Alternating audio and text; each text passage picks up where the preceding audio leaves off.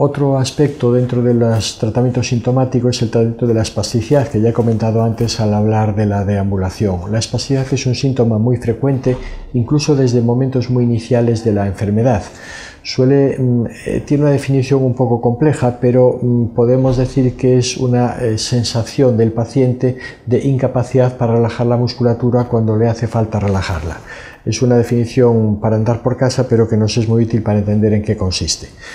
Es una secuela de las lesiones del haz piramidal, que es el que lleva la información para realizar los movimientos, y es una secuela que además provoca unas limitaciones a veces muy importantes, no solamente, como dije antes, para deambular, sino que condiciona unas secuelas, por ejemplo, para dormir, la sensación de rigidez, de tener las piernas o los brazos metidos como en una especie de camisa de fuerza, les hace muy difícil el descansar, el dormir, los despierta muchas veces e incluso provoca espasmos dolorosos.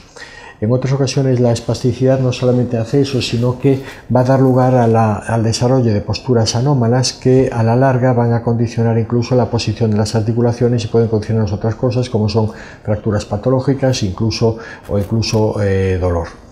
Tenemos varios fármacos que pueden utilizarse en la espasticidad. El fármaco más habitual es el baclofeno, su nombre comercial es Lioresal.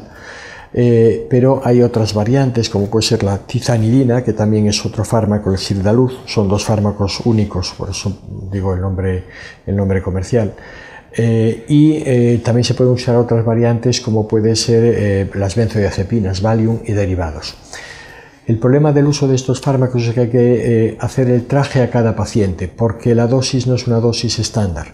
La espasticidad hay que tener en cuenta que es un mecanismo que también nos permite deambular. Si yo no tengo buena rigidez en las piernas, pues posiblemente no podría ser capaz de moverme a lo largo de un trayecto.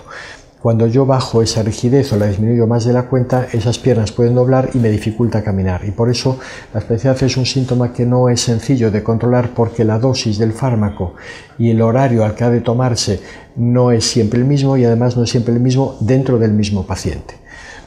Hay algunas otras técnicas que se pueden utilizar para el control de la espasticidad, como puede ser la propia administración del baclofeno, del Lioresal, pero por vía intratecal, a través de un dispositivo sencillo de poner, que lo ponen los neurocirujanos, y lo que hace es gotear directamente el Lioresal en la médula espinal y hacer un control mucho más focal de los síntomas.